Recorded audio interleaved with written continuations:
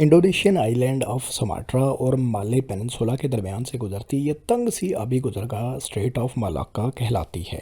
ये महज एक आबी गुजरगाह नहीं बल्कि ईस्ट एशिया का इकोनॉमिक कॉरिडोर है।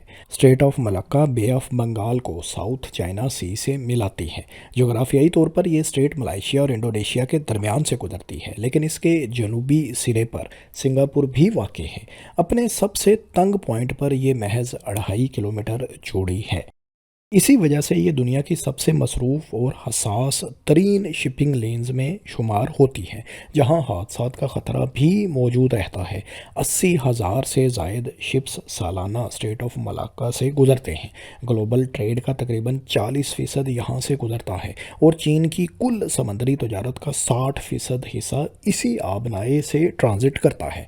इससे भी ज़्यादा हैरानकुन बात यह है कि चीन की खाम तेल की दरामदात का तकरीबन 80% इसी वाटर वे पर इन्हसार करता है। यहाँ किसी भी किस्म का खलल या रुकावट ईस्ट एशिया और बिलखसूस चीन की मईशत को नाकाबिले तलाफ़ी नुकसान पहुँचा सकता है। यही वजह है कि चीन इसके मुतमादिल पाकिस्तान, म्यांमार और थाईलैंड वगैरह में बनाने पर बरसों से मनसूबा बंदी करता चला आ रहा है।